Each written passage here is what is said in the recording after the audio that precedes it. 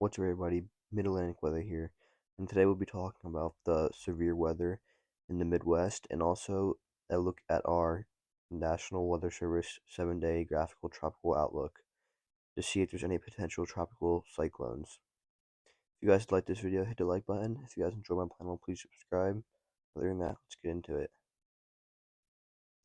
Taking a look at the Storm Prediction Center for the categorical outlook, you see that there's a 2 out of 5 risk for severe weather today in the Midwest area.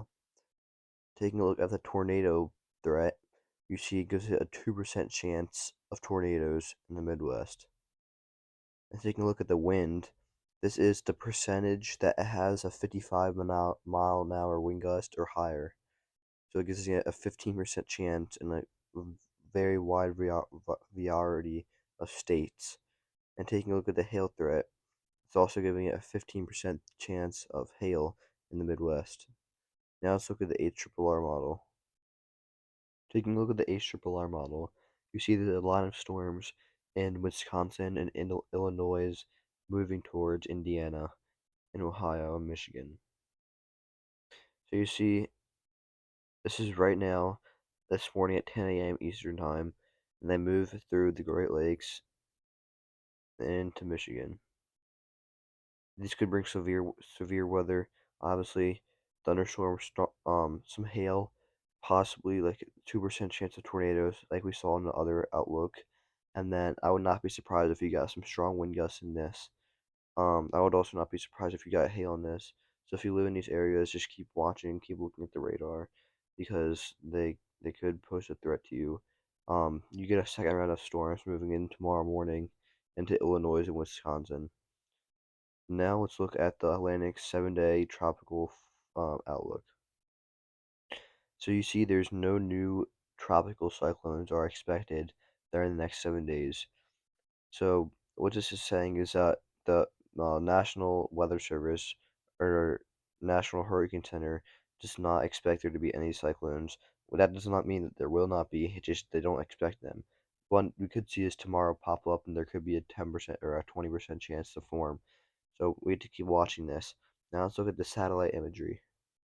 Taking a look at the satellite imagery, you see in the bottom right hand screen, you see there's a couple like blobs, and that's like a tropical wave coming off Africa and moving into the MDR, which is the main development region, and they move across the Atlantic, and then that's where they form. You also see there's a big blob off the east east east of Miami in Florida. You see it's pretty dark red. That's some just pretty strong thunderstorms, and you could get some like a lot of rain and thunderstorms. There's a little bit of convection in there, and you could very low chance, but you could see that possibly form into something. Now let's look at the GFS model. Taking a look at the GFS model, see if there's any tropical development. You see it moves across that's in the Caribbean right now, that low pressure system, and it moves it off and it does have it forming into a hurricane. And it goes down to a 944 millibar. And then a week later, you get another storm that forms, and that forms into a 933 millibar, which is extremely strong.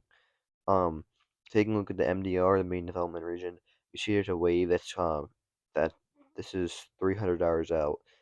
It moves across, and you see some spinning, and that's as far as it goes. So obviously, there's some tropical waves coming off Africa, as there always is. Some develop and some don't. So we're gonna keep watching this and keep checking the updated models to see if there's any possible threat for development. Other than that, that's all I got for today. If you guys like this video, please hit the like button. And if you guys enjoy my channel, please subscribe. See y'all tomorrow.